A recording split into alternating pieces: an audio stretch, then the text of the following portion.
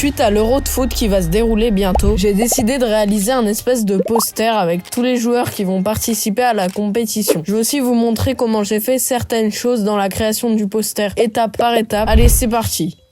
Donc déjà, j'ai commencé par incorporer tous les joueurs de foot, un par un, en essayant de respecter les tailles de ces derniers, parce que j'allais pas mettre Messi qui fait 2 têtes de plus que Sergio Ramos par exemple. Donc si vous vous demandez pourquoi j'ai mis Messi dans un poster de l'Euro, c'est tout simplement que je suis un putain d'autiste et que je m'en suis rendu compte qu'après. Ensuite, j'ai ajouté des ondes sur chacun d'entre eux en créant un masque d'écrêtage et en peignant en noir directement au pinceau sur un nouveau calque. Je vous épargne ça parce que c'était assez répétitif et chiant évidemment, mais c'est aussi très simple. Une fois que tout ça fut fait, wesh, est-ce que ça se dit même? Une fois que j'ai fini tout ça, j'ai mis un mur en briques derrière les joueurs, puis une sorte de table en bois pour poser la coupe. Aussi, je trouvais ça sympa de rajouter en graffiti les drapeaux de l'Italie, de la France et du Portugal. J'ai aussi mis un texte avec marqué winner en graffiti. Pour faire ça, rendez-vous sur le lien qui est dans la description. Il va vous renvoyer vers Text Studio. Marquez le mot que vous voulez, mettez le fond en transparent et enfin, allez dans télécharger, puis PNG transparent. Une fois que vous avez mis votre PNG transparent sur Photoshop, allez dans fil, puis galerie des fils et dans la catégorie artistique, sélectionnez le fil contour postérisé. Mettez les paramètres qui vous conviennent, environ 5 pour la postérisation, puis cliquez sur OK. Et vous n'avez plus qu'à passer votre calque en mode de fusion incrustation, densité linéaire, ajout ou encore lumière crue. En fait, tout dépendra de votre image. Par la suite, j'ai rajouté des lights blanches sur chacun des 12 joueurs. Ensuite, j'ai mis la fameuse coupe de l'Euro, puis je l'ai mis un flou gaussien pour donner une impression de perspective, comme si elle était presque collée à l'objectif. Sur la table, j'ai ajouté plusieurs détails comme un logo Nike, une chaussure à crampons ou encore une bouteille d'Evian. Pour faire les ondes de ces objets, c'est très simple. Créez un calque en dessous de l'objet, prenez un brush arrondi flou, ensuite faites clic droit, puis chopez ce point-là et descendez-le. Et vous avez plus qu'à tracer. J'ai aussi mis une guirlande avec plein de petits drapeaux des pays européens, même si l'Angleterre n'est plus européenne du coup. J'ai fini par un fil caméra raw où j'ai principalement augmenté le contraste, les textures et la saturation. Et voilà le résultat. En tout cas, moi j'adore faire ce genre de vidéo où je fais un visuel et je vous explique comment j'ai fait étape par étape. Dites-moi si vous aussi vous avez aimé la vidéo. En tout cas, oui ou non, une chose est sûre, c'est que Messi n'est toujours pas européen et on se retrouve pour une nouvelle vidéo très prochainement. Moi je vous dis à la prochaine, c'était TV Sissou, bye.